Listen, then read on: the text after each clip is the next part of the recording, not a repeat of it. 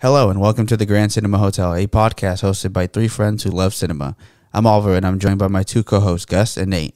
Tonight you'll be staying in room 123, The Witch, a New England folktale directed by Robert Eggers. So go ahead, get comfortable, and throw on that do not disturb sign as we explore The Witch. What dost thou want? What canst thou give? Wouldst thou like the taste of butter? A pretty dress? Wouldst thou like to live deliciously?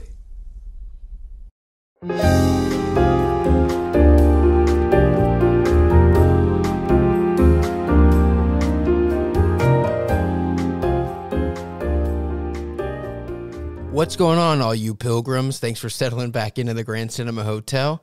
If you're listening on YouTube, don't forget to smash that like button. And if you're listening on Spotify or Apple Podcasts or any of the other podcast app, hit the subscribe button so you can get notifications when we drop our newest banger. And that takes us into the next 3 weeks of Robert Eggers. In anticipation of the Northman, we have decided to give one of our favorite directors the total spotlight. So we're going to be going through his small but powerful filmography for the next few weeks. And we're starting it off with the heat. That is the VVitch. And I couldn't be more excited to talk about this shit. The VVitch. How are you guys feeling about it? All right, what up, guys? Gus here. The VVitch, as we'll be referencing it for the rest of the episode. Yeah, we have to. Man, I feel like I have a complicated history with this movie because I didn't see it when it first came out. I mean, in 2016, I wouldn't say I was really like an A24 person. I was probably more caught up in the Batman versus Superman wave of things. A lot more mainstream stuff at that time. I did see The Witch, I think maybe a year or two after it came out, just when I started getting excited for The Lighthouse. And the first time I watched it, I thought it was a little slow, even though I really enjoyed what was going on in the movie. But in viewings ever since then, I like it more and more every time I watch it. I do think it's an exceptional movie for it being a first time for a feature film.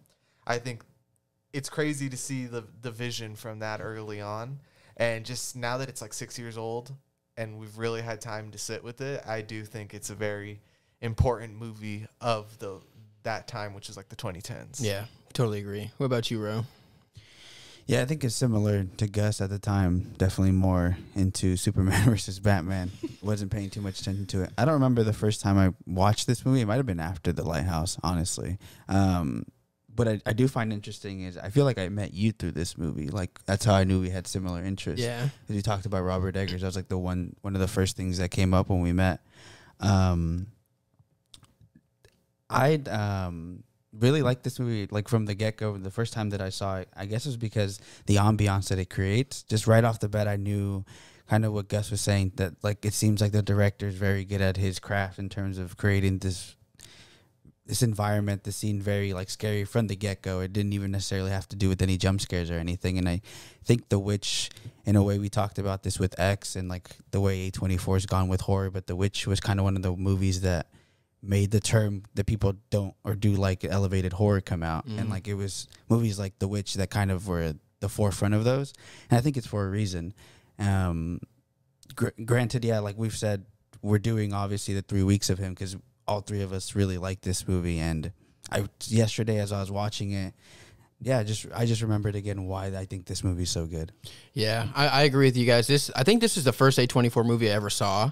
I did see it probably, I think like 3 or 4 months after it was released. I watched it at home. Just kind of stumbled upon it, and I was like, what is this? Like, this looks interesting, kind of creepy, and I was blown away.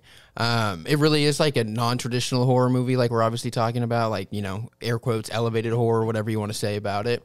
But it really just it took my breath away at the time, even though I couldn't understand what the fuck anybody was saying. I was just, like you said, like the atmosphere really draws you in. And I think I just got a sense for like, I don't know, after rewatching it multiple times, like how obsessive of a director Robert Eggers really is and the amount of research and he truly is a master at his craft. Yeah. And I just think that's what really makes this movie what it is, because I mean, at the end of the day, there's not a whole lot that really goes on, you know what I mean? But it's just like you said, the atmosphere that's created and how the story unfolds. He's a master, and I love this movie. So can we talk, before we get into the movie, we should talk about just Robert Eggers overall, and some of what you guys have already said goes into some notes I have about him. So before he was a feature film director, he had directed 2 short films, and he spent most of his career like making his living doing crafts like sets and costumes and production design and stuff like that. And I was looking at his history.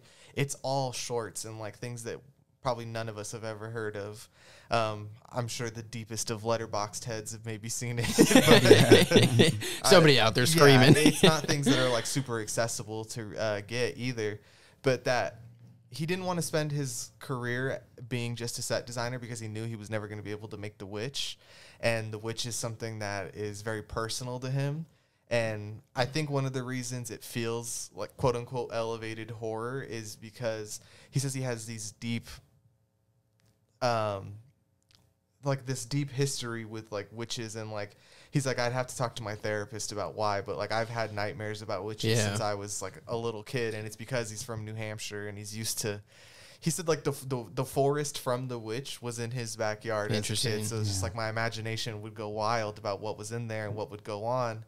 And he was saying with genre films, it's very important that they're, well, obviously that they're good and that they have to be personal. So like this being such a personal movie for him, I find it very interesting and somewhat disturbing, I would say. I think it's crazy that you get a lot of these absolutely like these different horror movies that totally slap, that are influenced by directors' dreams. Like you look at Teton, and you look at Lamb, and those are all influenced by the dreams that the directors have had since they were kids. And it really comes from this, you know, deep-seated place in the director's brain or heart. And I think that really translates to the movies.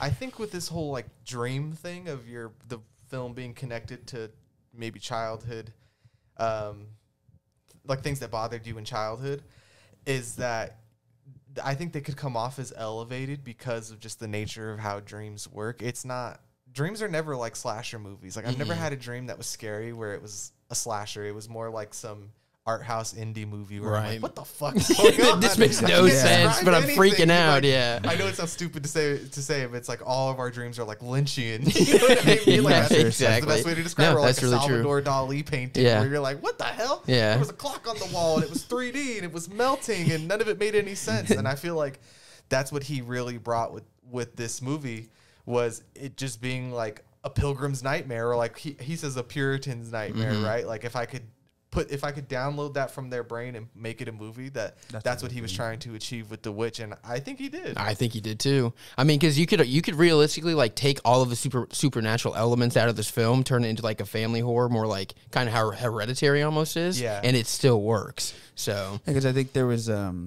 certain points that's even scary on its own, is that time in America that this is in, and people were just dying of hunger or just of how cold it was getting or not being able to find food. And then there's aspects of that in this movie that if you just take out what you said, supernatural event, it's still really like touching to see a family basically try to like, because the father in this film is like really just trying to be something there for his family, become something different. They're running away from obviously persecution in England and all this religious stuff, but there's all these themes also of him just trying to become a better person. And if you take all the supernatural elements out, this is still like kind of like a very sad story is what I'm trying to get at. So I think the reason this, like you said about the family horror and stuff like that, and movies like Hereditary, one of the biggest influences from this movie, and Robert Eggers even said that he's a little embarrassed because it stinks so much of it, is The Shining. Shining, I was gonna say it has to be. So that I think the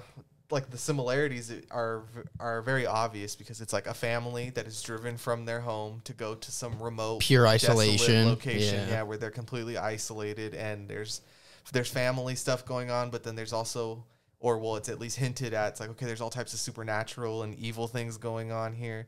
And then the family just tearing apart like, yeah, it does, I guess, stink of The Shining, but that's not a bad stink. No, and it's so different too. I mean, like it's the general ideas and the core values behind the two movies. Like it's not like there's scenes ripped from each other or anything like that. No.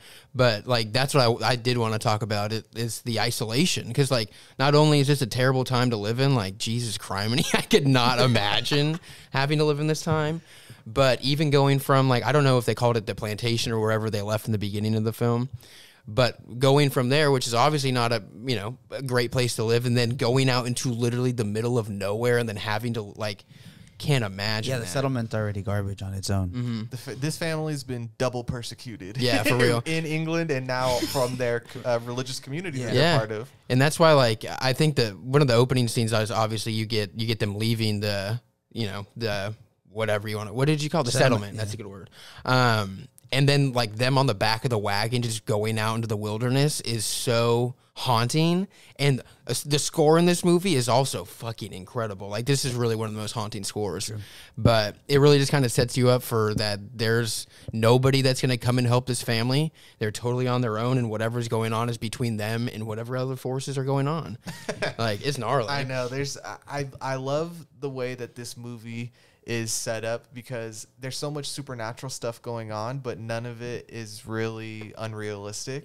And I think that's an important part of this movie, is that if it was too over the top, I don't think it would be quote unquote scary, even though I don't think this movie is like super scary. It's not. It's so much more of like a psychological type of scary than like a boo in your face. It's like what you talked about earlier. I feel like it's like an atmospheric horror rather than like a boo, like you said, type thing. Which I think it kind of like what we talked about in X, like the fear of the unknown, like the fact that they're out there in the wild, like that's just scary on its own, right? For sure. Like imagine how dark it must have gotten back then. Thank you. Dude, right now in our modern times, thankfully, you could walk outside with no light and you'd be able to see for a good amount of time. But back in these days, dude, it's like you walk outside 2 feet, pitch black. Can't see shit, yeah. And there's stuff out there, man. There's stuff out there. And like that's what I also really enjoy about this movie is like that's what I think creates the whole the atmosphere behind it, is the supernatural is not in your face at all till the end of the movie. Like it's very behind the scenes kind of. Like you obviously get the scenes like when the witch steals the baby and stuff like that, and you see whatever she does to herself, but that's not the main focus of the movie for most of it. It's about the family, and it's about the relationships and how their dynamics work, and how eventually, the devil basically uses that and tears them apart. Like, you know what I mean? So, yeah.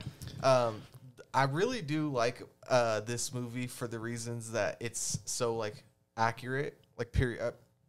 It's accurate to the period, right? And like we talked about with this being Robert Eggers' thing, right? Like this is really what he is bringing to his movies more than anybody else, is the accuracy of the time period. And I wanted to bring up that I had seen in this interview back in 2016, and the interview had asked him, it's like, you talk a lot about planning and researching this film, but few people seem to be asking you why you made it, right? And he said, basically with authenticity for authenticity's sake, there's nothing really important about it. I mean, who cares?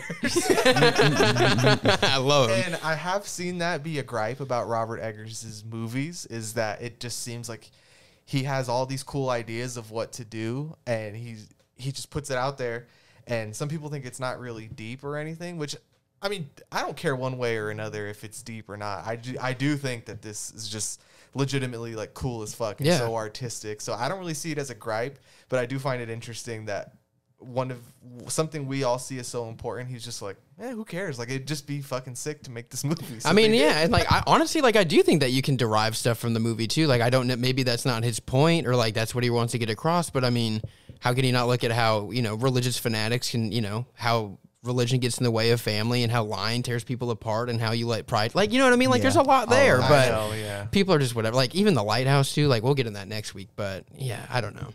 But this movie's badass. Like, who the fuck cares? Like, sometimes you do just want a cool movie. Like, I think that's what it comes down to me personally. Like, I have always had an affection for folk tales. Like, in terms of, I guess it's always human in all of like cultures and societies to like kind of attribute these themes to stories, so then people could take values out of them. And I just think this like folktale type of story has always really like intrigued me, and to give it this setting that he grew up in. And you had brought up the scene where they're leaving in the wagon. I really do like that scene too, because he talked about, you brought it up, guess that he like grew up as that being his background, and I think that's why it just comes off so well. There's this feeling that feeling that he must have felt living there, of like what lives in the woods. I can imagine that being multiplied by it being in an era where it is really unexplored, where there is almost seems like before in these times in America where this country was like more with like natives, where it definitely was more I guess in touch with nature, that there would be more unnatural, unhuman like things out there, you know, kind of like how we've always had the affliction with the what's the animal from that the Native Americans always bring up? Oh, the Wendigo. The Wendigo. Yeah, like, you know, it always comes like through Native American type of like being connected with nature and like spirits. And so like this movie, that's always been something that I'm really into, because it seems like these are the closest thing we have to it actually being real. Kind of what you were saying. Like, this doesn't ever feel like, now if you talk about there's a witch in the hill, it does seem like, no, there's not. But, but like before, it did feel like, well, I don't fucking know. No, nobody's. You're explored. Yeah, I feel you, because like, I mean, you got to think about these times, like these people and their deep seated religion, like they believe that the devil and whoever else is like a real thing that is out there, that is constantly trying to break into you and your family and your house and get a hold of you. And it totally just sets a different feel for the movie compared to if it was done in a, you know, modern setting, I guess. Great point. Yeah, Robert Eggers said it was important for him for the audience in this movie to realize like how fucking scary it would be if a witch was to put a curse on you back then, and to not think of it in like a Wizard of Oz or Crystal Mommy, full moon type of witch. No, this is like this is evil. Yeah, like this is some evil witchcraft devil shit. Yeah, and, like this could tear your family. And I want your apart. soul. Yeah, yeah. And, like these are deep seated fears of these people, and it's probably because everything is so unknown at that time. I mean, they're literally these Puritans and people from England are from a different part of the world, and then to come to this new land, and it's like I know I made the joke that they're colonizers, and all of that, but I can't imagine how scary that must have been as well, on top of all the other scary shit that they were taking part in. I mean, but just coming to the new land and then not knowing any of this shit, and it's like there's witches in the fucking forest, and where the fuck does all this come from, right? I know, dude. Like, how crazy is thinking about this family, like they made the trip from England to fucking America, which is insane. The boat on its own, it's like a 6-month boat wreck. That's crazy. Whatever. Didn't lose anybody. You know, they go through this whole thing at the settlement, don't lose anybody, just to get fucking ripped apart by the devil in the middle of a field. Like, gnarly, dude. Like, crazy. I think you bringing up a religion is a great big point, because them being such Puritans, they believe in like all good, right? So you ultimately have to believe in all evil. And I think that's like, there's so many instances in here where religion is questioned, and they almost always by default go to like, when they're the most scared, they turn to God and they pray to God. And I just thought, I guess overall at the end, there's so much praying in this movie that goes to nothing. The praying does nothing. It almost makes things worse at one point. And I just thought it was such an interesting, maybe he kind of like you said, it's like cool or whatever. But what is scary about this is what you kind of just brought up, Gus, is the mindset of like, well, if you benevolently just think in all good, then all evil is going to be really terrorizing. And that's what the witch is at this point. But I personally think, and I might talk about this towards the end now, like, that's kind of where the movie, I think, is really good, because that's what you could take it from their point of view, but I don't think that's what the movie offers as like what the other point of view is in this movie. I don't take it as it being evil is what I'm trying to get at. Got you. No, I definitely think the witchcraft and all this, I guess it's weird to call it satanic, but all of that stuff is more of like a nature versus man type of thing. Because I feel like the more you get into like magical, like realism instead of like the over the top fantasy side of it, you always know how in touch with nature it is. Like anytime you see like In the Earth a couple years ago, was that last year? Yeah, we all watched that movie last year, and that had a lot to do with like, it seems like it's magic, but it's like stuff with the nature, like the mushroom network underground and all the, like how nature is kind of connected to magic, even if there isn't like witches behind it. It's like witches almost kind of seem like a vessel for the Earth's magic, right? You know what no, I mean? yeah, like, no, totally that true. It's there already, but it has to take form somehow. And I like to say it's not magical, but it's still mystical. yeah, exactly. It's like the movie does a really good job, I feel like, because I don't know, like this is the thought that I had, is you have in the beginning of the movie, like Anna Taylor-Joy Tomlinson, her character is like basically like repenting to God, and it's like telling him like, I broke every one of your commandments, and I'm not worthy of your love, but I hope that you can, you know, help me, get me through it and save my soul. And you don't see anybody else repent like that throughout the entire movie, right? Correct. And you see that these characters, they all basically die because of their mortal sins. Like the father's pride, and the mother's wrath, and the two twins are sloth. And then you have Caleb, who's lust. And the only person who actually repents against all that is basically left alone at the end of the movie.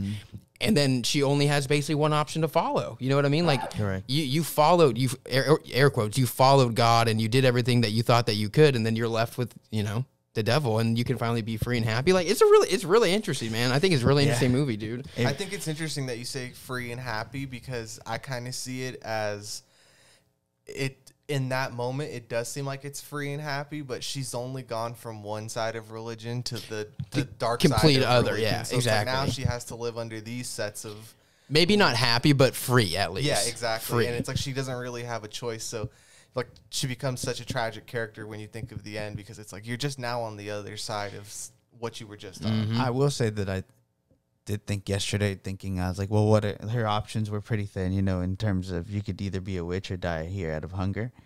Yeah. So Or I think, just run away deeper into the woods, right? Like, Go or to a try to different make it back to the settlement or something. yeah, Yeah. and there is, I guess, the more we get into it, I know we'll break this down more. And I did have a couple questions for you guys, I guess, in terms of what you guys thought and the witches. I just had a bunch of like thoughts, like with like the bunnies too, you know, like watching it now, which would be like a third, fourth time, I think.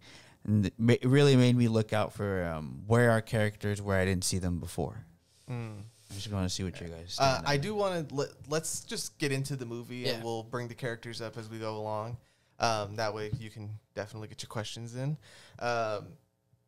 The way this movie starts, I think it's very interesting how we see them being kicked out, but we don't really understand why. I don't even know if it's them being kicked out or them leaving. Right? Because it's like the dad is basically questioning the way that they conduct their religion in the settlement. And he's basically like, this is not true. This is not like true religion. This is not true faith.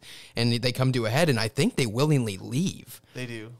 which is crazy. But it's at a trial. So Of that's why course, I was like, yeah. that's why I think that they've got at least gotten to the point where they are getting kicked out. You- It's kind of like, you're not firing me. I quit. Yeah, exactly. Exactly. That's a good point. You know what I think is really interesting is I was reading that Eggers almost opened the movie with the peekaboo scene and skipped all of that beginning part. But then he was like, I need to give the audience a little bit Yeah, better that feel wouldn't have for worked, it, I don't think. which I'm happy that he did do that, because like we were talking about, them leaving and those first couple of like shots where there's out in the wilderness with the campfire, phenomenal. So I'm happy that he did make that choice. I also but think I like that we got that there was some type of what's Like- the word I'm looking for at that terms of like that colonial America, like in terms of that's how they settle stuff up. Like it reminded me of this movie because overall it reminds me of Salem Witch Trials. It's years before it. This reminds me of it.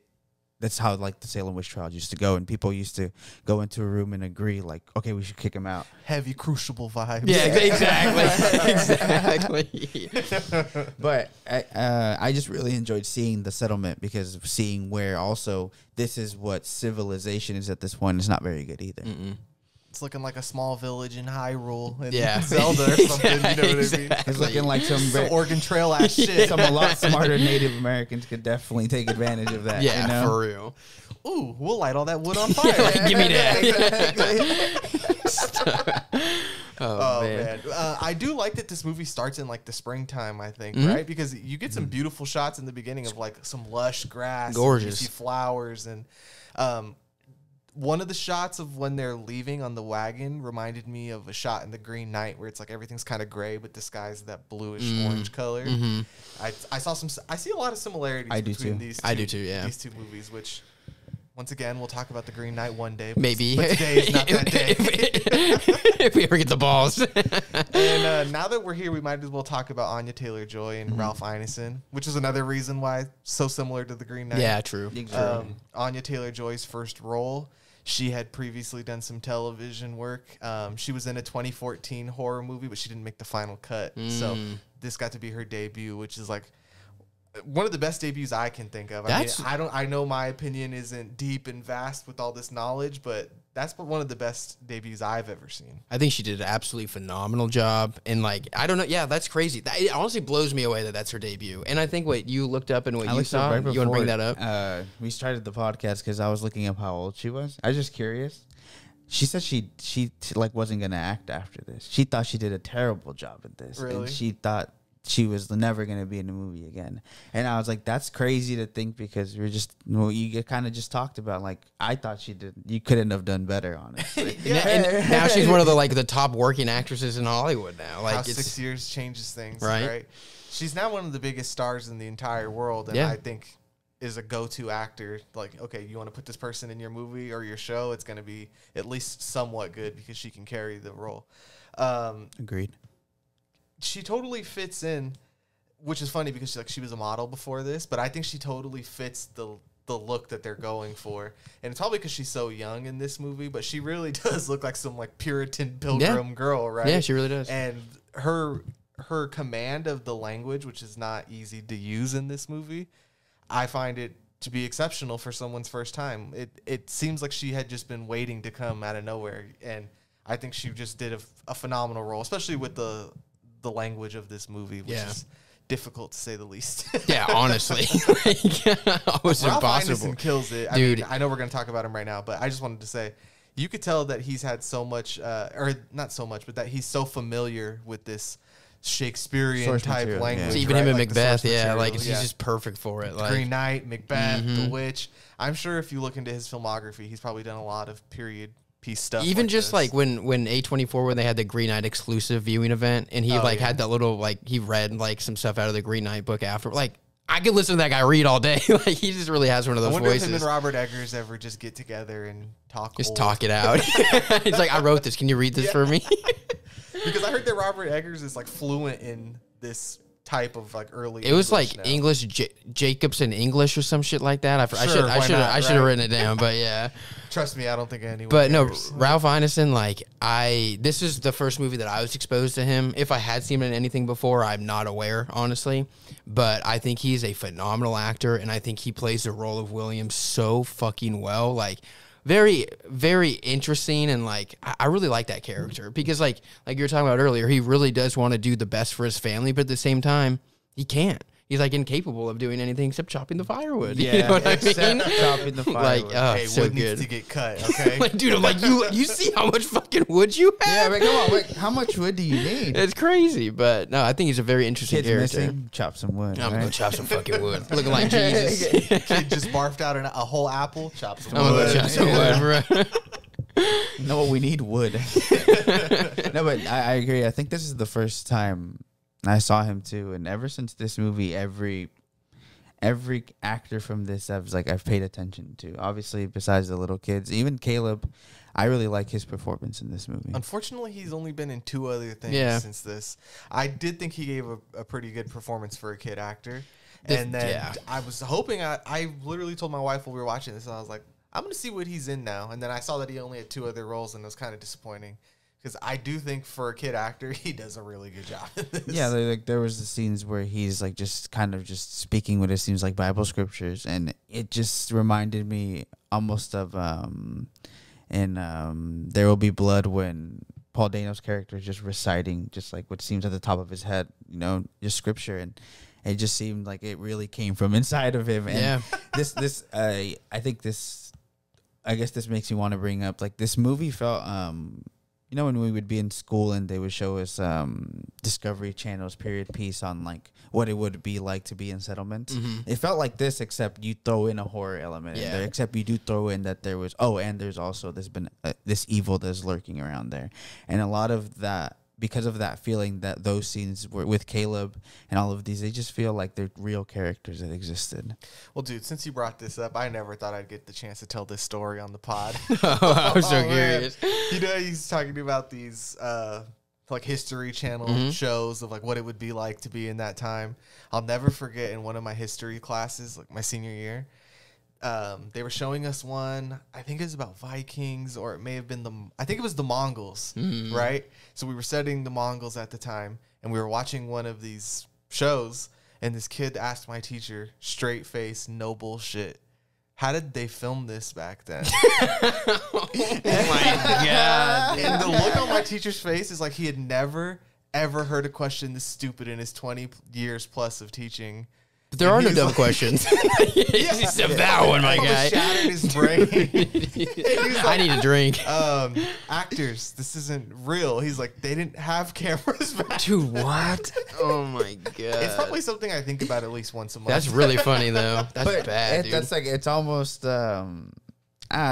it's so, you make it look so real, you know what I mean? And it sounds like, I'm not trying to like make it sound like, how you do this? Yeah, I don't want you to make do it that sound there? like most people would fall for that, but that's kind of like the point, I guess. Like if somebody, a kid like us, is watching it, that they like feels so, yeah, this looks real, It's so authentic. even though it's not. Like We'll it attribute could it be to every kid wrong. brain. And I mean, yeah. Yeah. And I honestly think that the reason that we feel this way about the movie is probably because, like, the whole set was built from scratch. Like, they built those houses. They built everything in the middle of the field. Like, and since Robert Eggers has that background in set production and set design, costume design, like, I think that's probably why it just really, really works. Like, once again, it's his obsessiveness. Like, it really does work. Yeah, so. I was doing some research for the pod, and I figured there's got to be a lot of details about this since he's so detail obsessed. And they brought in like carpenters and thatchers. They brought in archaeologists, like archaeologists and all types of people who work in museums and stuff like that to make sure that it's accurate. And even like the clothing in this movie is period accurate, and they had to get the budget. They had to get the budget up a little bit more just so they could do it the right way. Yeah. So like that shot you guys were talking about the scene of them being exiled from the community. One of the reasons it's not a full shot of the full wide shot of their full bodies is because they didn't have shoes for the characters. really crazy. Yeah, and it's just one of those things of like not having the money to do it and then just having to be resourceful and working around it. And that set too is obviously built completely from scratch. I just think it's crazy that they go to these remote locations and create villages In the middle of Canada. It reminds me Yeah. of Midsummer. It reminds me of The Lighthouse, and those two directors caring about like craftsmanship in movies, which is kind of disappearing. And I think it just makes it so much more immersive. And another thing that I think probably just further adds to this is they pretty much just use natural lighting for this movie. In candles. Yeah, They crazy. went the Barry Lyndon method. Yeah, crazy. And you get it, man. Like the shadows and just, I think that adds to the feel for it because it is dark. Like it's a dark movie, but it works. So, love it. Before we get off the character of Caleb, which we already kind of were, but I wanted to bring this up since Nate had mentioned it earlier with the father in this movie. Caleb also questions religion once Samuel goes missing, right? Once the baby goes missing, he starts asking his dad all these questions that starts, he starts cracking at the glass. They're and good you questions. Can feel it shattering because they're good questions. His dad's like, that the stop dad asking. can't He's like, you're making me question this. Shut the fuck up. You can see the spider web start to trickle up the glass. Exactly. Wait a minute.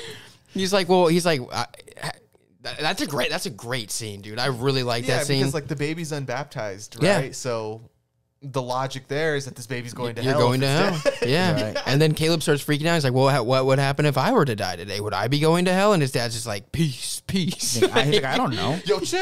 Yo, shut the fuck up. Seriously. We don't ask, we just pray. Yeah, exactly. But it's great because that's one of the things, like parts like that is depth in the movie. Like those are realistic questions and stuff that people deal with on the daily. So That's the movie itself, literally. That's where it literally questions religion, and I think it keeps diving into that the more the movie goes into other ways. But that's how it first starts. Caleb bringing it up in an innocence of a child would at that time. What did my brother Samuel do? Why is he a sinner? If we're born of sin, what did he do wrong? And then that's straight up juxtaposed with the fact that his dad is telling him, well, you just have to live a pure life, and no matter what's like, you'll be okay. Meanwhile, he's literally lying to his kid and lying to his wife what they're doing right now with the traps and how he stole the silver cup and all that. Like, That's what I was gonna say. what the fuck are you talking about? Yeah, the trap you got from Indian Tom. Yeah, exactly. Right after he is saying that the next one, and don't tell your mom that I sold her silver cup. Mm-hmm. Yeah, so this is where we really start to see, we get it from the beginning, but that's where you really start to see these seeds of deception. In the cracks in the start to foundation being of the sown family. in. Yeah, for like, real. This is already the beginning of the lying, and we're going to get so much more of it to go with every character. This family is pretty fucked up. Yeah, think. I would If say had to so. rank them, they're up there with backstabbers, liars, betrayers. Yeah, nobody believes anybody. It's just And the crazy. kids aren't as innocent as you would think in this movie. No. They're the worst. No, for real though, dude. Oh my god. Speaking of the twins did a great job. Yes, they did. That's like the child acting in this movie is probably one of the best. Like we were talking about Caleb, he kills it. Like the scene where he's witched and the way that he delivers his lines and in the weird English as well. Like it's so good. And then the twins just do a really good job. Like they're a couple fucking weirdos. And they do a really good job. So in an interview that I was listening to, Robert Eggers talked about with kid actors, obviously they're on time restraints, but that you also have to like Disneyfy the movie for them. So when you're explaining it to them, you kind of just have to sugarcoat the whole thing. Like, okay, and then the witch takes them, and then yeah, like the witch takes them. You're friends with the goat. Exactly. So that meanwhile, when you're directing them, you have to direct them in this weird way of like, you can't really explain what's going on because you're not trying to like scar the kid. Yeah. So you have to be like, okay, stand there and then turn around and then open your mouth and look up. Now breathe heavy. Now breathe heavier and heavier. And then when they get to the heaviest one, you cut it and then put a witch on the other side. And he's like, and that's how you make the shot work. And like, it's super difficult. And to work with the kids and the animals in this movie in this remote location, this could not have been easy to do. no way. Especially with the time restraints, with how they use natural lighting. Going about planning this movie, like a lot has to go right. For real. Especially since they're using all natural lighting, because we all know that is the most difficult way to shoot a movie because you can't get the weather to cooperate with you. Exactly. Yeah.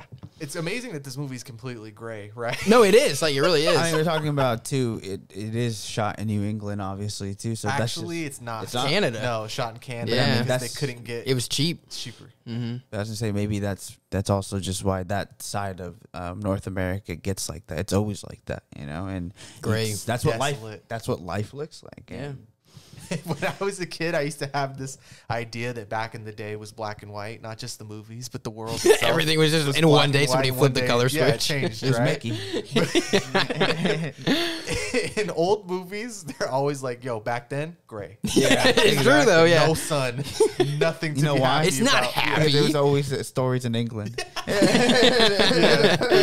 Nothing happy about this place. Yeah, exactly. No sun, no saturation. As we're recording this, it's a pretty gloomy day too. So I know it's a very witch-like day in California, which we rarely get. One of the things that I found that was like one of the only complaints that I found about the accuracy of the movie is apparently candles were fucking expensive back into the day. So the fact that they had them is kind of, I'm like, who cares? Dude? I'm like, relax. Yeah, exactly. I will say, in their defense, though, she did have a silver cup. So obviously, they did come like in England. They might have actually come from some type of money. So maybe maybe she brought these candles from England. At one point, Anya Taylor-Joy mentions to her brother that when they lived in England, they had a house with glass doors. Yeah. Or with glass windows. He doesn't remember the glass. Yeah, so They probably I guess that means sold, something back sold all that shit to get on the boat to die in the woods. Yeah, to die in the woods. But realistically, that's what people did. Yeah, they did. That's crazy. Oh, man. I know, A dude. silver cup would be pretty expensive too. Yeah, for you know? real. So maybe I'm just saying, it's The not. silver cup is a big point of contention in this 100%, dude. 100%. movie. Let's talk about okay, we're getting a little off track. Back here. to I the think we need to movie. talk about the movie. Let's talk about Samuel going missing. Mm-hmm. I do think that's our first time that we see any type of magic or witchcraft, or Yes. right. And I think by having him just disappear and not making a big deal of it, that we can have an expectation for how the rest of the movie's going to go, like with the witchcraft, or how real or unreal is it going to look in the movie. And I think it makes it completely unsettling because he goes missing, and then unless I was just saying things, you see like the red cloak like running through the woods, right? I think that, and you see like the tree kind of go like, you know, like somebody just ran past it, but yeah. And I she's- also think it's funny how their house looks like a witch's cottage more than the actual witch's the witch's cottage is sick, dude. I was like, that place is awesome, man. But no, that's crazy. And then the scene where the witch is like, you know, grinds the baby up and then uses it to fly. Like, that's the first time we were like, oh, this is not a happy movie at all. Like, did you guys do any research into the ritual that she was doing? a little bit, yeah. It's like flying Yeah. ointment. Mm-hmm. This is some crazy shit. Just, yeah. And I do think this is where Robert Eggers shows that he's so much more interested in like all these folk tales and historical accuracy stuff more than movies itself, because in an interview that I was listening to, he said that even back then there was this interest in whether they actually thought that they actually were flying, quote unquote, or if it was like a hallucinogenic trip and it was like their spirit thought that they were flying. So even like back in the day, people were very intrigued by this idea of like people thinking that this concoction of baby's blood and herbs and shit, whatever the fuck else, garlic butter, like, I don't know. Could it make you physically fly or your soul fly? Yeah, like, was it physical or was it a metaphysical thing? It's almost like a drug. Yeah. Yeah. One of my favorite parts about that is I was reading about that scene when Robert Eggers was kind of talking about that, and he was just so adamant that she's not on a broom, that it's like a stick that witches used to fly on, and it's not a broom, and he even had a specific name for it and everything. But I think it's interesting that we keep talking about like the parallels between, is this witchcraft or is this more of like maybe Nature. something else, nature, because the corn rot. Like, I was reading that's ergot apparently on the corn, which is, you know, it's similar to like LSD, and it makes you trip. And so that's what a lot of people thought happened to the Salem witch trials. So I think the fact that that's present on their farm too just kind of adds more to the what's really going on Could type just of be thing. tripping out. But I like to believe that there's actually a witch and stuff like that in the movie. But I just think it's that's interesting. cool. Like, it's just kind of stuff that he throws in where it's you don't really know, I guess. But That means like did the kids really listen to Black Phillip? or is everybody's losing their fucking minds? Everybody's tripping balls on the farm. Everybody's just fucked up. Yeah, I That's don't know. hard. Especially back in the day when they would have no reference for this type They of have thing. no idea. Like, I feel like if this was to happen to you now, it'd be a logical thought in your head that you'd get to eventually. Like, what's going on? Like, okay, wait, am I tripping? Like, is something Just going straight on up. around here? I mean, sometimes I have a headache. I'm like, is there carbon monoxide in here? Yeah, exactly. back then you'd have no reference. You'd be No. like, what is God doing Well, to me? well, it's crazy because I mean that legitimately happened in history. Like the Salem witch trials, they attribute to all that happening because of ergot and stuff like that, and just different fungus and spores that fuck with people's brains, and people thought it was witchcraft. Like, it's crazy. It's true. I mean, even in our present day, you could, if you have just any type of those bacteria in your house, it could make you go crazy. Now, imagine in a time where you didn't know and you're literally out in the wild walking barefoot. just living your life, man. Yeah, dude. The medical side of this movie, like when they cut Caleb's head open to let some blood out, I was That's like, how George what Washington the died, bro. Is that really? Yeah, he had a sore throat, and they cut him open, and they drained half of his body's blood, and then he That's why. They died. used to Do you drain you out. guys know what the purpose of? That's what it. They just thought that it made you feel better. Yes, They bad blood. they were Bad blood. draining the bad blood they're from your draining body. the bad blood. Just throwing out like milk gallons of blood. Like, I think he's gonna be okay. It doesn't make sense. It's crazy. This is like mine and Alvaro's years old beguiled argument about whether they were justified in cutting Cut off his leg leg. off. I was like, bro, what are they gonna do? He's like, they jumped to conclusions. They should have asked the man. Oh man. But it is dumb that they used to do. I mean, whatever. What are you supposed to do? All right. I guess you gotta just try shit. You gotta right? try it. These people are down so tremendously bad. So bad. It's hard to not just be like, they believed in like what they believed in. You really think they're gonna like? I'm just trying to not sound like I'm shitting on religion here, but but yeah, I mean, I had seen that before. They would bleed you out in terms of even past that a little bit. I even think in the 20s they would still do that, thinking that it would some Nurse Ratched shit. Straight up. oh, he's sick. Let's let him bleed out. The bad blood will go out. Be like, yeah, oh, he'll fucking lose too much blood. Dude, but yeah, the baby's gone, dude. The baby's gone. And this leads Tomlinson in a really weird position because, how the hell does somebody just take the baby? You know what I mean? How do you explain that to the mom? That's where I did. It's, I guess, one of the first questions where who is it that says that they think it's the wolf that took it? I think it's the dad or Caleb says That's my question is who makes up that the wolf took it? Because I know Thomason didn't say a wolf took No. it. I think Because she it's wasn't the dad. sure, I think and it's the William, dad yeah. is Because who makes it up. one of the right? dad's biggest problems is that this fool tells all types He's a of fucking lies. liar, dude. Yeah, like Because then he bad. tells he tells, I guess, the mom, right? And Caleb that the wolf took it. But then even the kids know that the wolf didn't take it because they can talk to Black. That's why I love it. Towards the end, like when Thomason is having that, you know, almost like come to Jesus moment with her dad, where she just lays everything out about how she feels about him. She's like, and you say a wolf took Sam. Like, I never saw no wolf. Like, I was there and I didn't see that shit. You know what I mean? Yeah. So after Samuel goes missing, this is where we start to get all the family drama, and that's really the driving force for like the end of the first act all the way to the third act. Really, we don't see too many quote unquote horror things, but I think that's where this movie really thrives, is in that family beef, if you will. like how intense is that dinner scene? Like where they're having, dinner scene. He's getting a piece of bread, Rush? like bread and maggots. Like, I don't even know. My favorite thing about that, as you brought it up, is that he goes that because they feel guilty that they should fast the next day. I'm like, bitch, you're just lying again. Like, you just know you ain't got any food for tomorrow. So you're like, oh, well, we were bad, so we're not going to eat tomorrow. It's like, no, you're lying, or nobody's going to eat tomorrow. Sorry, God said so.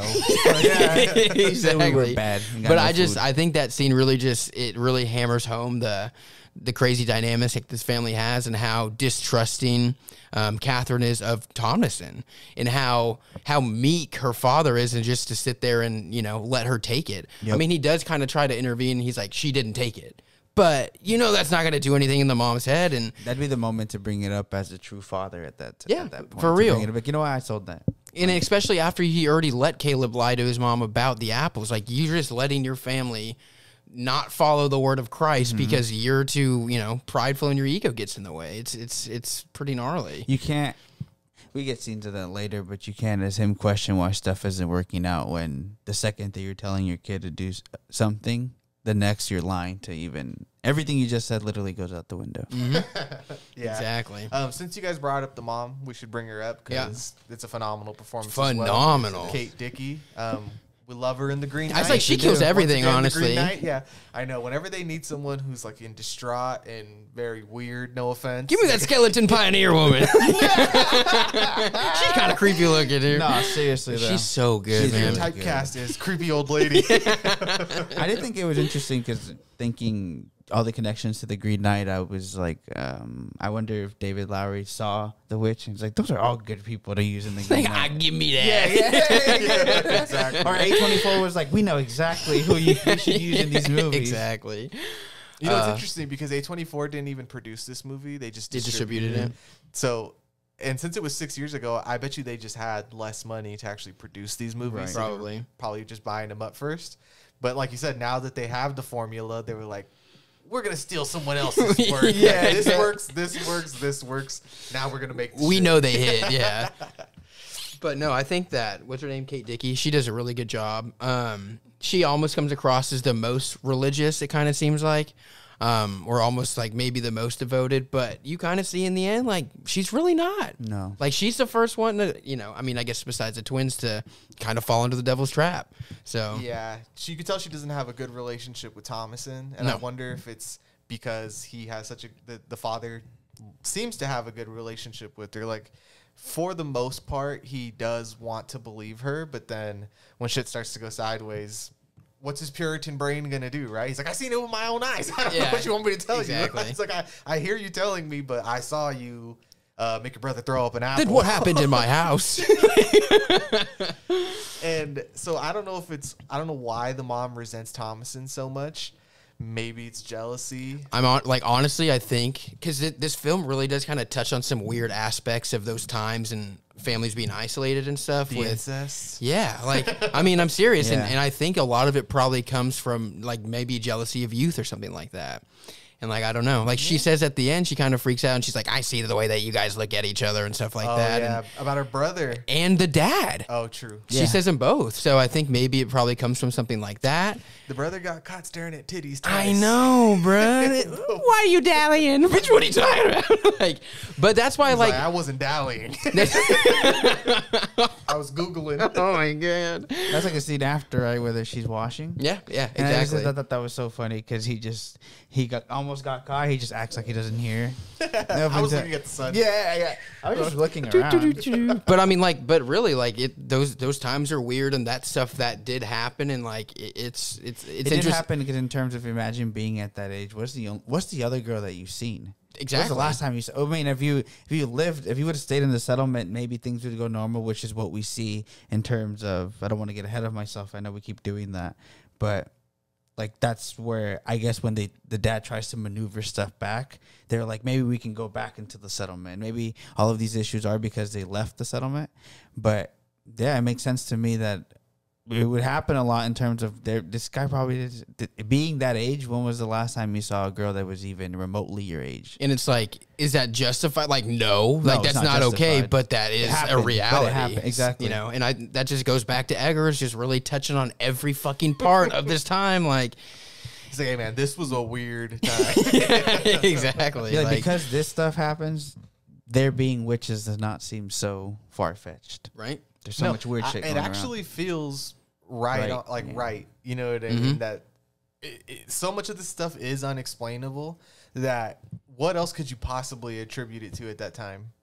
You would have no frame of reference for what the fuck is going on. Especially when you fully believe that there's evil lurking out there. Like, it makes sense that this would be, you know, a situation. I feel like in all ancient stories, the woods and the forest is like a no-go. It's the fear of the unknown. It's like you know, the Brothers Grimm, like all those tales in the Black Forest in Germany and stuff like that. It's always comes from the forest, man. This shit out there. I know, dude. The forest. Anytime I've been in the forest at night, I'm like, this shit's chilling. Yeah, I need to get the fuck out of here. it's different, bro. This is where people Unless die. it's Japanese and you're Logan Paul. Then you have a camera. We're making some money today. I'm a bad person. Just had to throw that one Oh, in that's there. funny. But God, dude. yeah, I mean, that river scene is interesting.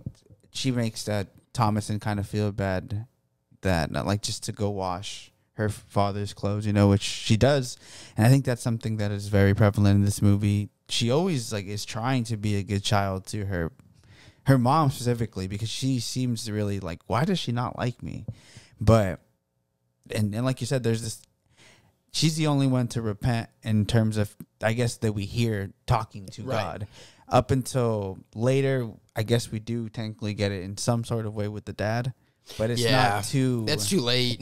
That's too late. Because she did it like, yeah, it's too late, you know? It seems she did it off of, it seemed like on a daily basis, she did almost feel, the religion did make her feel guilty about having thoughts about not respecting her father and mother. And like, that's something that I was looking back, like those were her sins. She was like, I didn't obey my father and mother, you know? And like, they had made her feel so guilty about something that was so unimportant at the time. Meanwhile, whatever. And the thing is that, like, what I like that they included the fact where she says, I've broken every one of thy commandments in my head. In my head. You know, when you see that her family is breaking this shit on the daily in real life, you know, it's different.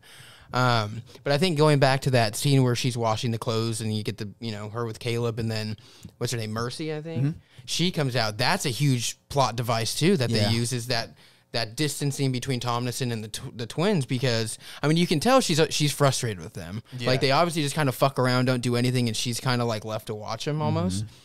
And it seems like she's annoyed with them. And you get the first, I mean, besides the twins singing the songs about Black Phillip, because I mean, if you listen to the lyrics that they're singing, like that's a fucked up shit. Like that's not okay. Like, are you really not paying attention to this at all? They're kind of just calling him king in front of your face. Yeah, like it's so interesting. But the scene with Mercy where she comes out and says like, I be the witch of the woods. That's one of my favorite lines in the movie. I love that. I be the witch of the wood. More Clickety phenomenal clack, kid clickety acting. clack. Yeah, but that opens the door to the fact that, you know, these kids, maybe they're involved and maybe they do know something.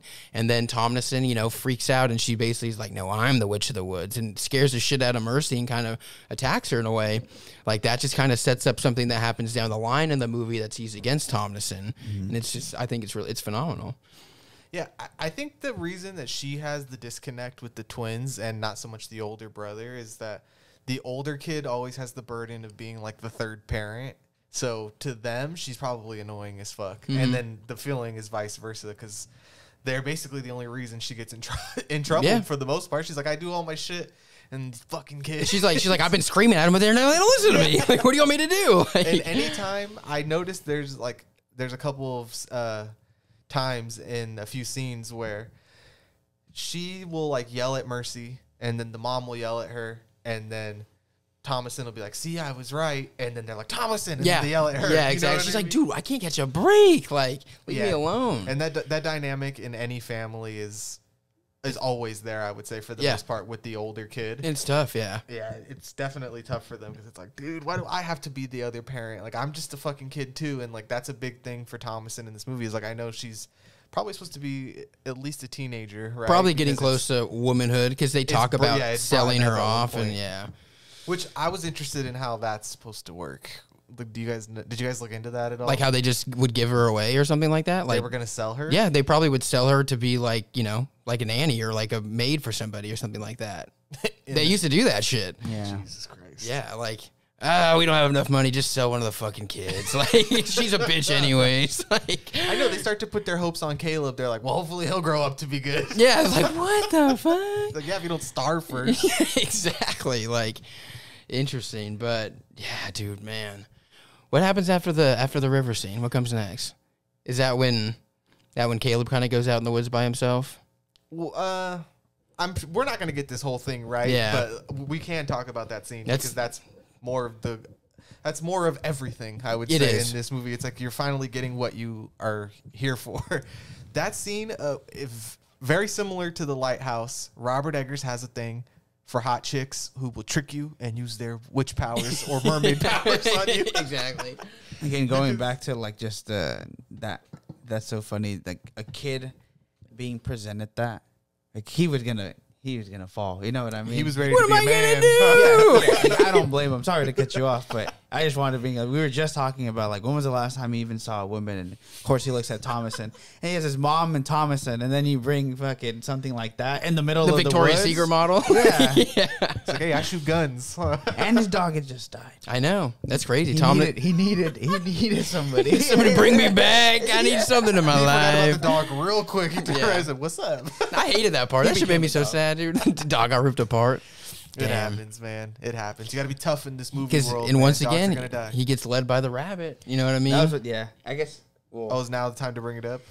I was gonna say it happens a couple more times throughout the movie after, but the rabbit. Do you guys think it is the witch in this? I would think it's either the witch herself or something that the witch uses to like see. You know what I mean? Like that's what my It's question. her familiar. Like, Yeah, is it- exactly. Does the bunny, Exactly. like when you see the bunny, the witch is close, or is the actual bunny the witch?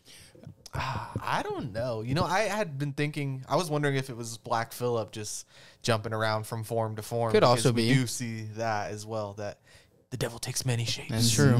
It could be because like you even have the scene where the goats are going crazy and Thomason goes to bed them down and the rabbit's in there. So yeah, I don't know. I think it is the witch. That's what I was gonna say. I think so too. I think the buy bunny is the witch. because the rabbit ends up leading him straight to the witch's cottage. I you think know the what reason mean? why though too, I think the bunny. I guess it's just one small detail is when the horse sees the bunny, the horse gets scared. freaks out. Yeah, And why would a horse be scared of a bunny unless animals sense the animals sense paranormal. exactly. Yeah, and big animals are always scared of little animals. Yeah, too. that's true. That's another thing. It's like, oh, what the fuck is by my feet? Yeah. So, like, whenever- the mouse, like a mouse with an elephant or some shit. Or Yeah. fuck, if a rat ran by your foot, I'm pretty sure you'd. Hell no. Exactly. It's true. I'm sure you'd leave if that happened. That's some right COVID now. shit, dude. That was my question. I guess because we were going to talk about that. Was that the bunny? Is the bunny the hot witch we see? I do think so. And then that, once again, leaves Tomlinson in a very compromising position to explain to her mother and father. Once again, you are out at the edge, or this time in the woods, with one of your siblings, and they have gone missing, and for some reason, you're totally fine. The case is starting to add up against her Yeah. at this point, which is unfortunate because she is, again, covering up one of her dad's lies. She's like, how do I explain this? You fucker. Yeah, exactly. I will say that one point that I wanted to bring up now that I just had forgotten was that there's this other tension now present at this point in the movie because they had supposedly been asleep and they overheard their parents talking freaking about out. that they were going to sell her off. And Caleb was awake, and so was she. And Caleb almost took it an initiative to, I don't necessarily know if it was like, let's go check the traps tomorrow. Hopefully there's food and they'll change their mind. I think that's what he was doing. Or I'm going to go find my brother. I don't know. I think he was going to look for the traps, honestly. Like, hopefully bring back a rabbit or something to be like, see, we'll be okay. We'll be like, okay. try to, dissolve some of the pressure and tension Because inside he tells the family. her, like, if you don't say anything, like, I'll be back midday tomorrow, and you won't have to leave. And so they go out of their way to basically, like, Caleb really does care about his sister, you know, and Good bro. he is a good brother, and he wanted to, like, in some way, I guess, make it up. And I guess that was something I've been wondering, is did he think there was going to be a big rabbit and things were going to change? I don't know, but it all comes from love of them going out into the woods. And then also Thomason is also like, they're going to give me up anyways, so I guess I might as well take this risk. And it ends up super backfiring. Yeah. And she gets back to the place, and they're like, what the hell? You done it again? The Sun Snatcher has done it again. But, and then that's when you finally get William being honest with Catherine and opening up about, he finally says that he's the one who sold the silver cup, and that there are traps out in the woods, and that spirals a lot of things. And that's when you get the mom, you know, she slaps him, she hits the dude, and she just totally resents him at that point. And then you get an interesting dynamic between Thompson and Catherine, the mom, where she finally gets back in her good graces. And it's like, what a flip. Like, you know what I mean? Like, you've hated this girl for the whole movie, and now all of a sudden you found out that your husband is a dick, and you're just like, all right, I'm not even going to say sorry. Like, you know what I mean? Like, come here, girl. Like, it was just very interesting to me. Yeah. That silver cup sure did cause a lot of problems. Yeah. Fuck yeah. I do think that with the dad lying kind of helps you empathize with the mom a lot more in this movie, because she does feel like she has absolutely zero control of what's going on in her life, and she does wish that she had stayed in England. I'm sure their life wasn't as bad as they thought it was. Now they have glass windows and apples. Doug, we thought being persecuted was bad, but it wasn't this bad. No, this is like, it's like I feel like this movie is them already being in hell before they're dead. Yeah, for real. I mean, like, you left because you're persecuted, and then the new settlement you're at, you're persecuted against anyways. Like, dude, what in hell? Like, what in hell? It was always funny to me that when they vanish you or you just want to leave, you go really far, right? Do you think you just go like the next hill over? Like 10 feet? Yeah, Like 10 feet away to set up a tent outside the gate. Here. Right on the edge of the other one. You know, I'm starting to wonder, because I didn't think about this until right now, since you guys brought it up. And since the dad chooses, I guess, for the family to leave, do you think they're maybe like religious extremist compared to the settlement that they were a part Potentially. of? Like, maybe they were too extreme. I and that was one of the reasons I they were had kicked thought out? about that. Yeah. Because if he says it's not the true faith, I feel like in most media that deals with religion, it's like the people who say the true faith are usually the very Gnarly devout as fuck. extremist. Yeah. Good For point. sure. So then I started thinking about that throughout watching the movie, and it's like maybe it is because they were so extreme that they were forced out. And I don't know. I literally just thought of that. No, yeah, right that's a now. very interesting point. It is interesting though, because we end up finding out that they are hypocrites, every one of them. But it just seems like the mom ends up becoming one, because I think that moment that we're talking about, when she finds out that even her husband hasn't been keeping up with the word, and she's like, then everybody here is just basically a liar. Why would I be like graced by God if everything I'm around doesn't believe in him? And so she's just like that's why I think she gives up faith, like, for real. And I'm just saying, like, you brought up the point of them being extremists, but it also seems it's also because they're hypocrites, and maybe in the town, in the settlement, people knew that too. Yeah, maybe. Yeah. That's a good point. I know. It makes They saw him lying and everything, and they're like, dude, what the fuck? the more it goes on, the more I wonder like what happened in the settlement. Not that I wish we got it, because I do think this movie's like perfectly paced. I think it's the right amount of time, and I think it flies by, and I think it definitely flies by faster the more times you've seen it. For sure. The first time I did think, I'm like, this is low key kind of long, and then you find out it's only an hour and 30 minutes. I'm like, huh? It's like, what the hell? But I watched it yesterday, and it was like, done, dude. Yeah. Like, it really was. Definitely. So I think anything else would have really taken away from this movie. And I like the mystery behind it too. Like, we don't really know. Like, it's nice not to. Let's just not know. My wife asked, she was like, what did they do? And I was like, they don't say. It's a disagreement basically between. They come to a head and they leave. So The pacing of this movie, I think, because somebody could think it's slow, but the fact that it's only an hour 30 really makes me think that if you're gonna make a movie that is paced like this, that's quote unquote slow, making it an hour 30 is like the sweet spot. If you really want to reel people in terms of this is gonna be slow, but only for a little. I think period pieces always feel slow. Always. Because of the time. It's and I just think it's different. just trying to reflect. Dude, a day must have lasted so long back then. That's you what get I'm up saying, at sunrise like- and then you go to bed at 6 or whatever. And you're working your ass off all day Sun for up, moldy sundown. corn. Like, dude, like how defeating. So they could trip out. Yeah, on some exactly. moldy Like- corn. Oh my Tripping god, balls on corn. that corn got me popping, bro. So the kids could be singing some Black Phillip shit in the corn. Dude, fuck. We do have to get to this. The kids are the most evil characters, right? I would think so. I think it's an interesting plot point. I think so, and I can see why somebody would think maybe they're not, but I think I have a lot of my questions about this film are pointed at the two twins. Yeah, exactly. Like realistically, like a lot of questions that I have that are unanswered come from them. Like, how deep are they with Black Phillip? Like, you know what I mean? Like, are they witches? Like, how Are they like children of Black Phillip? yeah, like I don't know. And they obviously they get taken at the end. Like, what happened? Are the witches using them for more flying ointment or like? that's where one of my questions know? will come out, and I think I'm still gonna wait on it, but I need to remind myself. Okay, yeah. But so then that kind of leaves us when Caleb comes back, right? We kind of, I think Thomason goes back outside the bed that goes to, what did she says? Appease Like, your mother. appease you, mother. Like, It'll make you happy. Yeah, exactly. I want to. So she goes out there and she finds Caleb like on the back of the goat shed, and he's naked and he's all cut up, and they bring him inside, and this fool is not doing so well. And once again, this kind of almost brings Thomason back in a negative light towards her mom, and she kind of raises the question like, how come you're always around when stuff happens? Like, why did you find him? Like, he's missing with you. You find him, he's with you. So just it kind of creates a little more like animosity between the two. And then you get the scene where, dude, that scene's crazy when Caleb loses It's like it. an exorcism kind It of, really right? is. It really It is. feels like an exorcism.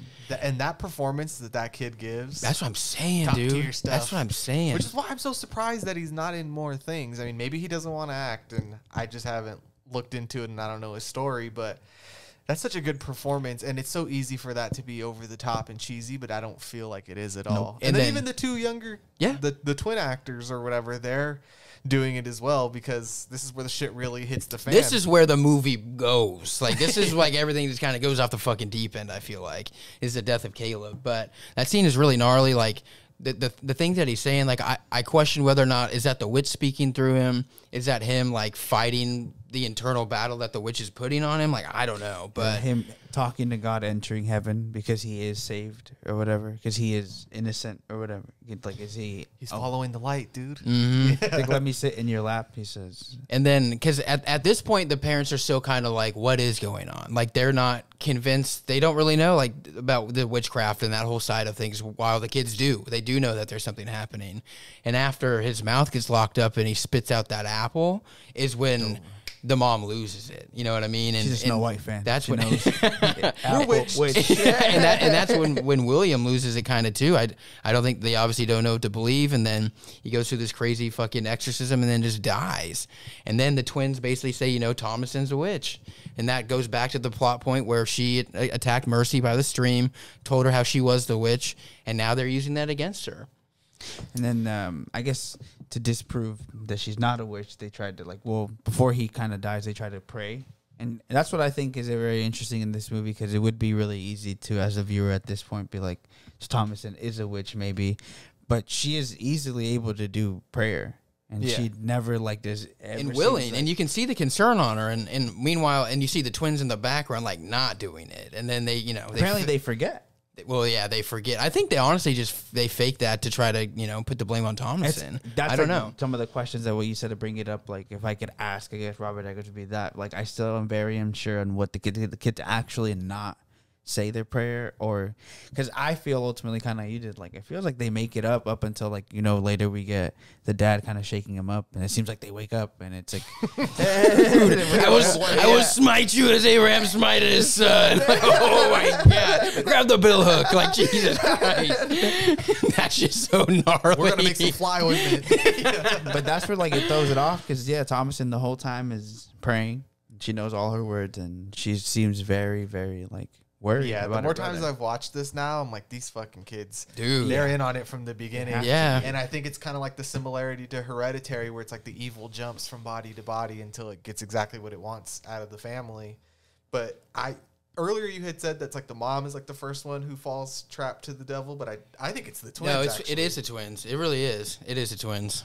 Like, And then damn. This leads to the remaining family getting locked up into the barn with Black Phillip. Dude, William is pissed. Right before then is where you get the scene that I love. It's exchange. Yeah, the exchange between Thomason and her father when she basically calls him out on all his bullshit. And he's like, I think that you're a witch. And she's like, well, I know that you're a hypocrite. So what the fuck's up with that kind of deal? And then that's when, he yells at the kids. But yeah, then they get locked up. Like, all right, I guess that's a good way to fix the situation. I like how he says something, I'm going to butcher it, but he says something along the lines, he's like, if that old Billy is the devil, then I've danced That's with them too, yeah. I danced with them too. Exactly. I like that line. Man. That That's is a good line. Oh man, and that's when he kind of loses it, and I think that's when you brought up earlier where he kind of has his like, he comes to grips with who he is as a person. This and is he's all my fault. Yeah, he's like, oh, my pride has got in the way. Like, dude, it's so good. Chopping the wood. Holy And he fuck. says, "Don't like. I know you can't. Like, I'm done for him, but at least save my kids. Save my kids." And I thought that was Oh, interesting my because of what God. happens after, and we basically can't the shit going crazy. This is where it goes like full blown Yeah. horror movie. This is where, Yes, yeah, Because exactly. we start seeing ghosts and spirits, and the That's music starts kicking up. It's nighttime. The devil takes the form of Caleb and the missing baby and comes to the mom and gets her to sign the book and like, oh my I told God. my wife when we were watching it, I was like, that looks about right. I was like, that kid probably would have had a baby at that age. Yeah, seriously. Oh my God. That is where it turns trippy, and then we hear outside the barn, I guess. Or what was the word you said? Where they got locked up? Yeah, like the goat barn. Yeah, the the barn. barn.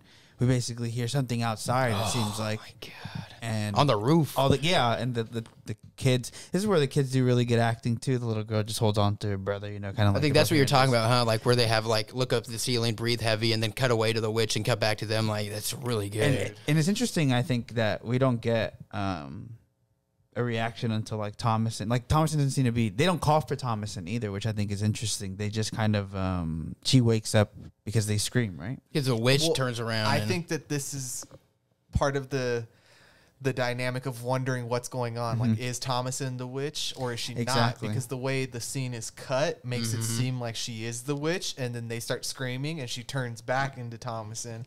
But I don't think that is what's going on. No, I don't think think so that's either. what it's trying to it does leave imply. that question right there. Yeah, I think you're right. Because we have seen the witch shapeshift, right? Yeah. Into two different forms at least. But it's interesting to me. I guess I still, because you hear it outside, and all of a sudden she's inside, and Black Phillip is in there too. But you can see Black Phillip the whole time next to the kids. You can see his horn right next to it.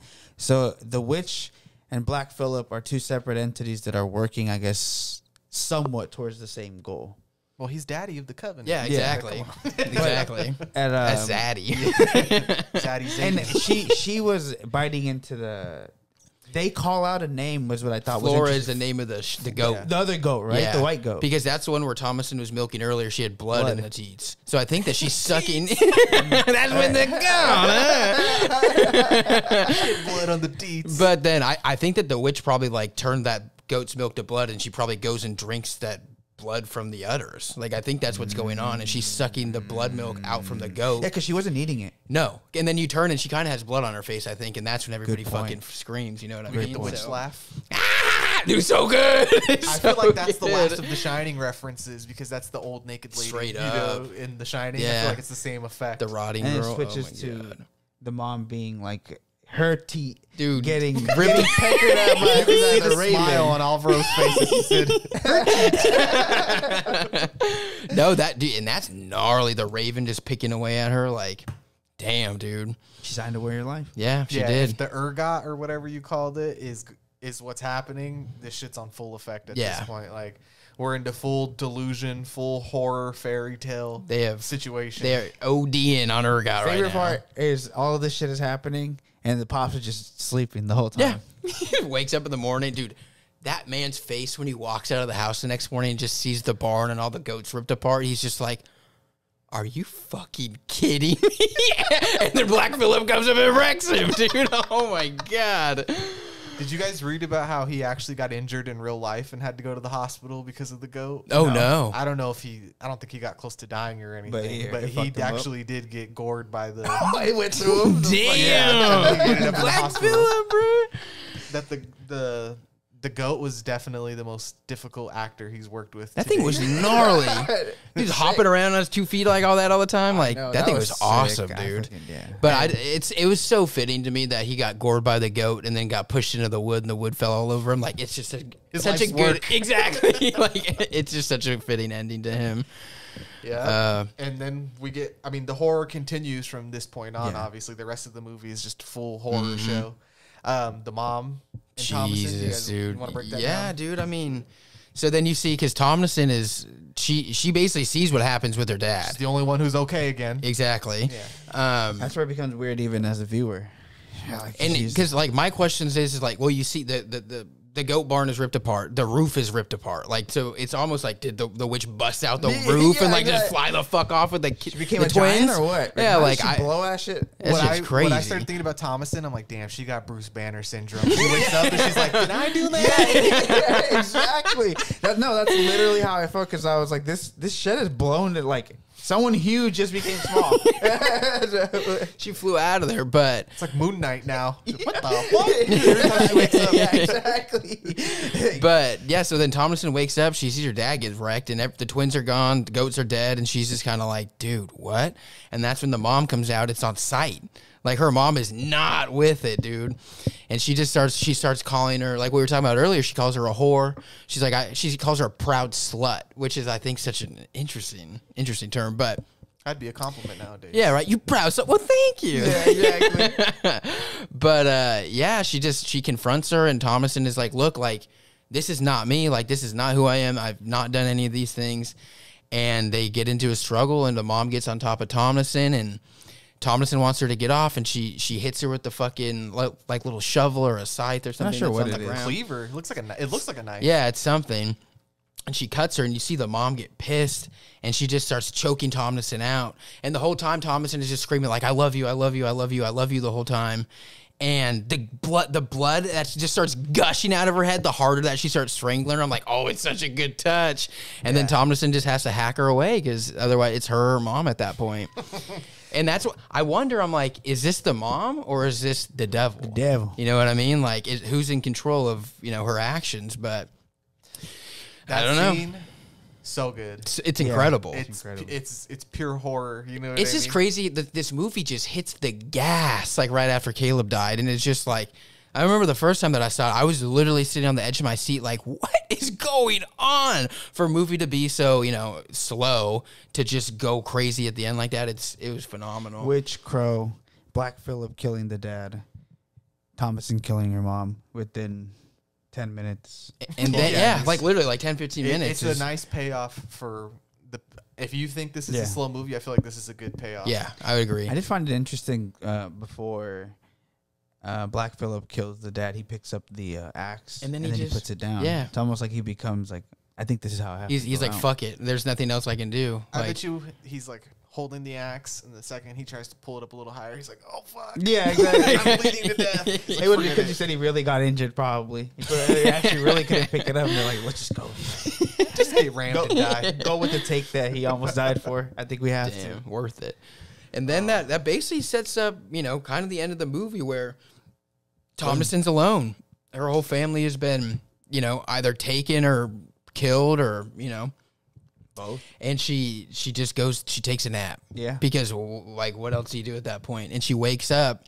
And I think it's very interesting because it kind of, everything has come to a head for her. And I think she just wants to know the truth and she wants an answer. So she goes to Black Phillip and she starts speaking to him like, do you talk? Like, do you speak like the twins want? Like, And she almost kind of like, he doesn't say anything. And then she basically is like, all right, I guess, maybe I'm crazy. And then he speaks. And then, oh my God, you get the reveal, dude. That reveal is so good that Black Phillip really is the fucking devil. Like, his hand around.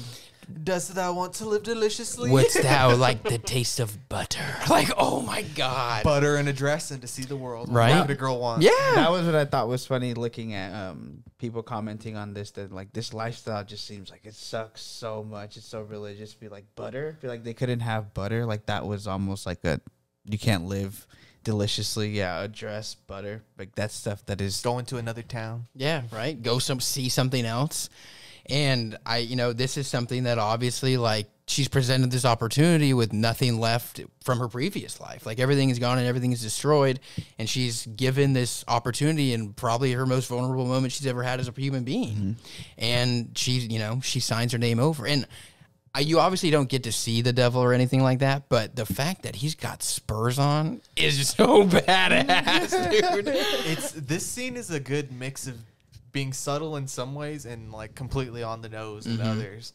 Like it's subtle with the reveal of Black Phillip. Like I'm sure if we had seen his face, he probably had a goatee. Oh, 100%, dude, 100%. So you really only see like the brim of his nose, just so you get the idea that that's a human now, or that Black Phillip has turned into at least what appears to be a person. Right. And then you see like the boots with the spurs. And in a non-subtle way, the way it's very on the nose is that Thomason's like, I can't write because I don't know how. And he's like, don't worry, I'll guide you. I will guide your and hand. that's exactly what he's Boom. It's the confirmation that, I've been guiding this whole thing. This is what I want. Yeah, I wonder if he wanted Thomason specifically or if he would have taken the mom. So that's another question that I have is, was all this really orchestrated to get Thomason to this position so that she would, contemplate becoming a witch? And I think was it like, I'll take the mom too? Yeah. Like, I'll take both. Exactly. Take one of you or both of you. Exactly.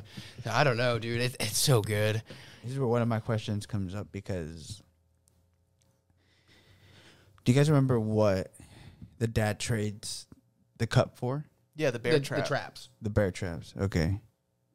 Because it's also interesting to me that that's how in the hallucination, when the mom trips out, that's the first thing that she notices is the cup Sitting on the nightstand sitting over there, on yeah. the thing, like, and that makes her kind of like wonder, like, where's this? This And can't then be she real. turns around, and then it's Caleb with Sam. It's just that idea that the devil the devil knows what you want. Like, he knows what what you envy and what you really look for. And for the mom, it was all the things that she has lost. It's her dad's silver cup and it's her two kids. And for Thomason, it's the ability to live a different life. And I think it's a really good touch. Actually, at first it made me think, is it the person that the dad traded the bear traps with? Was that also? Was Indian Tom the devil? Is that what you're asking? Everybody's a devil. No, I don't know. I don't think so, but I mean, who But knows? because I'm like, how did they get Black Phillip? That's the question that I'm like, where did they come across Black Phillip? Was it once they were out here, or is Black Phillip from the settlement? Like, is Black Phillip, was he always Satan, or did Satan just possess this goat and take once his they were out form there. because he saw the weakness that the family had? I don't know. Yeah, I mean, that's a question they leave unanswered throughout the whole movie is, where did he come from? Where did you go? When they leave the settlement in the very beginning, they only have a horse, right? Exactly. Yeah, so who knows? I mean, Yeah. hey, It doesn't the devil, matter. He came out of nowhere. It doesn't Exactly. matter. But I just thought that's why it's almost like going back to what you asked. It seems like if Black Phillip just stumbled across where they were, it does seem like he wanted Thomason. Yeah, man. He saw him. He was like, you know where Black Phillip comes from? The weakness and the wickedness of men's hearts. yeah, exactly. He was birthed from 100%. their, he was birthed from their evil. He is the original Mormon, just wanting signatures. That's what it is. He got three. Come on, don't man. I just question need it, the other just one so I can sign go it. home. Yeah, exactly. Just sign it. Trying to get paid, bro. Like, His commission. Don't ask why we only knock at night. does a mom count it? Yeah, don't ask. Oh my god! But that leaves us with the finale of the movie, which is, I think it's an incredible reveal. Yeah. That there is, she follows she's naked and she follows Black Phillip out into the woods, and you see that there's a whole coven of witches out there. So it just goes to show you that there's some fucking sus ass shit going on out in the woods, dude. Like, So since you brought up the coven, did some research on them. They're a group of, I hope I don't butcher this. It's called Buto dancers, which is like a Japanese art style of dancing, which is like very expressionist and a lot of like symbolism to nature and stuff like that.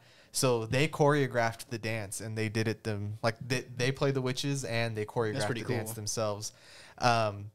Yeah, I did think that was really sick. And then also with that scene, I feel like that was probably one of the first births of the A24 ending, which is character staring into the distance. Cut to black. The Kubrick ending. Yeah, for real. I feel like that's where A24 really started with the like, okay, we're gonna do this going forward, because they do it a lot. I mean, specifically Eggers did it in both of his movies. True. So if the Northman ends with the guy staring at you, I'm a clap. yeah, I'm a clap. This is just as good as the other two. Yeah. But no, I really like the ending to the movie. I think it just goes to show you, like, or it goes to show the characters that there's some real shit going on out there. And the way that, the witches fly up in the air and you see Thomason, she's laughing. Because, like, it's what I said earlier, she finally probably feels free. And maybe she feels like a part of something and something that she could be herself, or, who knows what. But I just think it's a really fitting ending to the movie. Man, what a movie. Yeah, I think this is a hell of a debut. Yeah, like, what? Like, this is the first movie that you did? Like, that's crazy. Because this really was one of the movies for a long time that after I found it, I was like, oh, I struck gold. Like, this is gold, and this is a movie that, like, anytime somebody's like, oh, let's watch a scary movie, I was like, have you seen the VVitch? And, yeah, I've seen it probably, like, 8 times now, and like you said earlier, Gus, it does get better every single viewing, I think. And I think I noticed something new every time. Like, I don't think I noticed a silver cup in the other times that I watched it. Like, when the mom is being taken by the devil. Like, I don't think I ever noticed that until when I watched it last night. And I was like, wow, what a good touch, But I really like this movie, man. You guys want to start wrapping it up? Yeah. My question was, because it has to do with the last scene, is that because we talked about it prior, that the research is that you take newborn's blood to your body and that's how you float, right? Why is Thomason able to float? Oh, because she has blood on her hands when she wakes up from being the Hulk. There's blood on her hands. 'Cause that's what her mom would be like, there's blood on your hands. Which I do, like, why is there blood on her hands? I don't know. But all of a sudden, she can also float. Yeah, maybe. Though, what I took it as, basically, I think, is the fact that they're all doing some big, like, seance, like, coven-type dance thing that probably is, like, maybe it's a different spell. And, like, the devil himself is fucking present, so... She becomes a part of it, so obviously maybe, yeah. She's more OP when the devil's around. Yeah, dude, she gets a it's almost XP like boost her introduction times 3. It's her introduction to a new family almost, right? Like, oh, we've welcomed you. You're also floating too, type of thing. But I just thought it was interesting because Brad brought up that, like, I wanted to look up is that her killing the kid in the beginning and, like, using his blood, and yes, it is. It's because they thought that that's how you would fly or float, and then I was like, well, she floated at the end, and it's supposed to be an what is it when you not baptized kid? It's blood of an unbaptized child is what makes you float, and so then fly. So I was like, well, I wonder if that, like, why is she flying then? So I think the first flying scene is more of a technical scene, like showing you how witchcraft works in the movie. And I think the last scene of Thomason flying is more of like a poetic, like Nate was saying, like, it's supposed to symbolize, like, her being free. So I think it's more on that end of things where it's not. I don't think it makes sense. They're different spells almost. Yeah, or I guess it could be anything. Yeah, I do think that they just are 2 different takes on the same Yeah, thing. and is it like, if you really want to get into it, is like, because the witch is flying when she puts a baby on her. They're floating. Like, is there, you know what I mean? Like, is there a difference, like, between flying and floating? Like, I don't know. Levitating. You know, yeah, like, I don't know. I don't have an answer, but it's a good point. I think it's one of those questions that you're meant to be left with of, like, I guess that doesn't make sense. And I think that's why this movie's so great, is it does have a lot of those questions, and it's really fun to talk about, honestly. Like, I really enjoy talking about that shit. It doesn't deter me that the answer could be, like we just said, it's just 2 separate things. It makes sense to me as it were to be like. Should I call Eggers and get him on and see? Yeah. Let me dial him up. Put him on the 4th mic. Speed out. On the phone. But I did think it was interesting that at that point, just to wrap up, that's the only point where Thomason is smiling is at the end when she's part of the covenant, I guess. And it just really shows that she felt very ostracized due to the religion and her parents always pushing her to feel guilty about her having thoughts of breaking the rules. And at this point, it's almost so much more liberating to be a witch, because now she can do all these things that maybe she thought about doing, and she won't get as judged. She won't feel as ostracized. She's finally part of a group, as opposed to her family really made her feel like shit throughout the whole movie. It's that teenage thing of like, oh, you think I'm on drugs? Then I'm going to go do drugs. Yeah, exactly. You know what I mean? Like, that's the simplest way. I really like the point that you brought up about her not smiling, because I really do think the only times that she smiles is in the very beginning in the peekaboo scene, and then at the very end when it's like a whole full circle kind of thing. Exactly. It's interesting. Damn, you could probably go days without smiling back then. Probably, yeah. What the fuck am I gonna smile about? I haven't smiled in 3 days because my ass itches. Because we're fasting. Because we're fast. Oh man, I got Oregon Trail levels of dysentery. Right? Exactly. Gotta fjord the river. Man. Right. Well, in preparation of the Northman, I'm so excited that we did this. Yeah. Next week is the Lighthouse. It's a lighthouse. Oh, I'll be boy. gushing even more. I know. I definitely like that movie more than this one. I think I do like the Lighthouse more, but I love both movies. Like, really do. Eggers is a fucking master. And I think the last thing that I really want to say, I mean, I think I said it earlier, but this movie is this movie because of Eggers' dedication and his attention to detail and just his passion. And I think that's why I'm really such a big fan of him. And I think that's probably why we're all such big fans of him. Is because when you see somebody that really does care about their work like that, it just takes it to the next level. And that's why I know I'm hyped about next week to talk about the Lighthouse, and why I'm so fucking excited for the Northman in a few weeks. So just to further your point, I know people like to say it's like, well, you couldn't make this movie if it wasn't this, or, you know, like that. But I do think this movie came from someone's mind. It's definitely not something that anyone could have come up with, because you've had forever to make movies about witches, and no one thought to make one this accurate, or I guess as accurate as you can get.